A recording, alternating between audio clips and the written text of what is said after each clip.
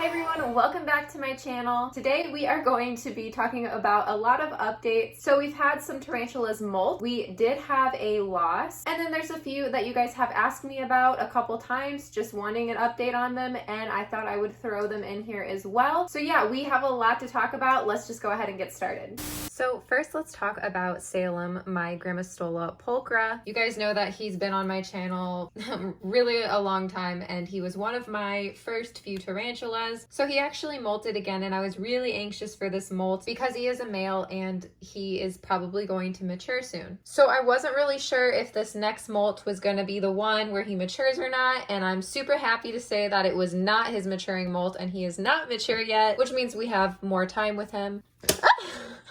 Just as peppy as ever. Let's just give him what he wants. Go on. Yeah, he really enjoys super worms. Okay, so maybe we can remove his molt now.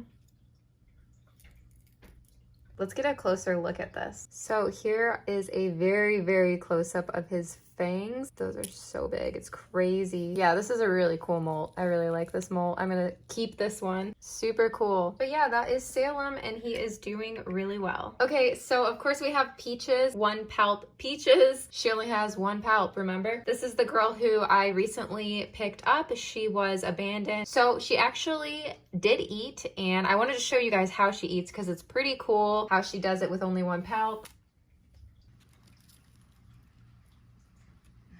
There she goes. So yeah, as you guys see, having only one palp right there definitely isn't stopping her from enjoying a good meal. Okay, so next we have Pikachu, and you guys asked me how she's doing a lot since we paired her back in February. So we do not have a sack yet. That does not mean she's not gonna make one, but it is taking quite a while. She does seem interested in food, so I don't think she's in pre-molt, but even if she does molt, I still do have the male. Fortunately, he is still alive, so I can definitely try pairing them again. Ooh, she does want it. So that is a good sign that she did take it, because that indicates that she's probably not in pre-molt, which means hopefully we can still drop a sack here soon. And by soon, I mean like this year would be nice if you would do that. But yeah, she's looking really gorgeous and she's doing really well. We just don't have a sack yet. Also, sorry if the lighting and color is weird. It decided to start getting really gloomy and storming, so I'm using like a natural light and natural light, so my camera gets a little confused sometimes. But yeah, so next we have Jinx, my Asian forest scorpion, who actually molted. Oh. Well, you saw, who actually molted, and I do want to try to get this molt because it looks really cool. I've never had a scorpion molt before, so I was really happy to see when it happened. So yeah, I'm unfortunately not going to be able to get the molt out because I tried to pull it out and that part of the burrow actually collapsed, so I'm so sorry about that. I will drop in a few stinky crickets to make up for ruining half of your burrow, but at least we know that he's healthy and doing good.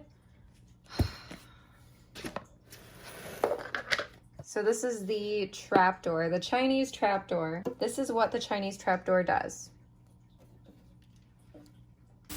And that's it. That's literally all it does. Is it alive?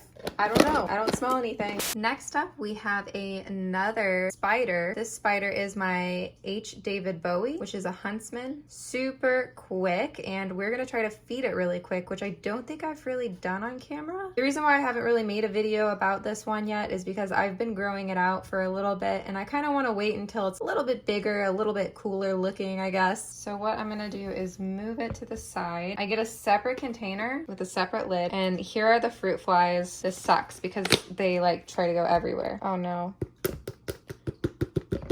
Just need to, okay. There we go. The reason why I do that is because I just want to trap like 1 or 2 living ones, and if I don't ration it into a separate container, they just go literally everywhere. It's so annoying. So now we are going to try to feed it, and I'm not promising the best shot ever, but it is what it is. I actually just use my fingers for this. I know. So professional. There's the fruit fly and my hairball nails. It's fine. This is what I always do. Oh, come on. Literally just fight it until it... Oh no, I lost it. Literally just going to... Did I get it? Yes, I did. It's in there. There we go. And I'm gonna actually give it another couple fruit flies. Oh, please don't go anywhere. Okay. Oh, okay. There's a pretty good shot of it. They're really cool to watch eat though, because their jaw is so different than a tarantula's. Definitely a really cool species to keep though. I really have enjoyed keeping it. So I definitely suggest if you want to get one, to get one. It is a little intimidating because, you know, they are literally one of the fastest spiders you can keep. But once you get over that, it's super like rewarding to have a cool little one of these.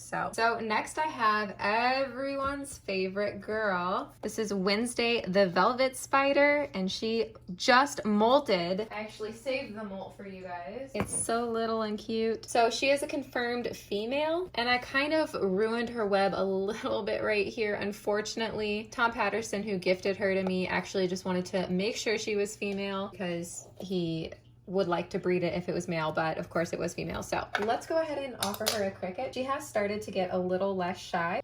I'll just try. Oh! Do you see what I mean? She's just gotten like way less shy, and I love that. But it's so odd because she's like the most gentle spider ever, but when she sees a cricket or something now, she is a beast. Do not be fooled by these adorable little eyes and that cute little butt. But I thought you guys would like to see her and know that she molted, and it went very well. So she's extra black and gorgeous now. Okay, so I wanted to give you guys a little bit of bad news. I unfortunately lost my male jumping spider. So I was actually going to attempt to breed him, and I wasn't sure if he was mature yet or not. They're a little bit more difficult to kind of tell than a tarantula just because they're so small and stuff. But yeah, I wasn't really sure, and so I decided to go ahead and try it out. No.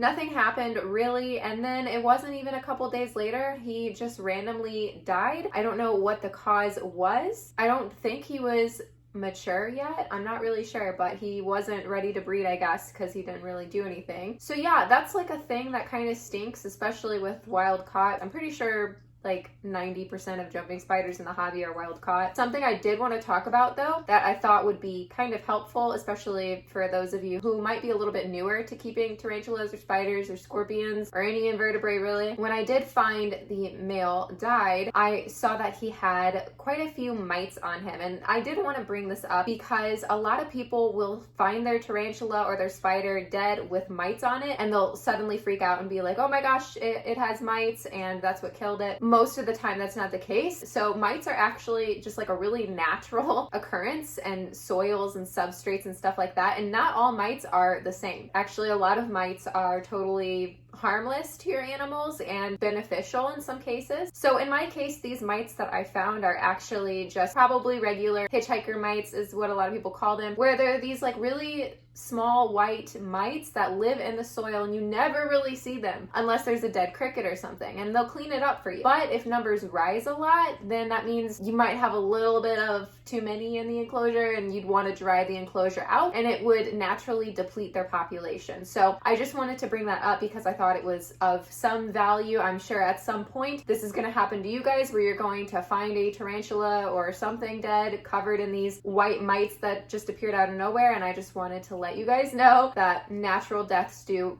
randomly occur with all animals, and these mites that come after the fact are really just a cleanup crew that probably got there naturally at some point through a feeder or the substrate. So if you see like a tarantula with mites on it before it's dead, especially like gathered around the eyes or the abdomen, those are a little bit more concerning because they like kind of connect in those joints, and it seems like they're sucking hemolymph, and that is a dangerous situation. But it's also a rare situation. More commonly, the mites that pop up in enclosures are just natural mites that move along looking for food, and they're not there to like cause any sort of harm. If they're in the soil walking around, or especially congregated around like a water dish, or you see them crawling up the side of an enclosure, that's totally fine because they're like moving around looking for food, looking for a cricket leg the spider probably dropped and didn't realize. That's their job. They're a lot like springtails. Springtails is something very commonly added to bioactive enclosures, although they're more wiggly and straight, where mites are a little bit more round. So just wanted to put that out there into the universe for you guys if you ever come across that. Anyway, all right, so that is it for today. I hope you guys enjoyed. Like it if you did, subscribe if you're not,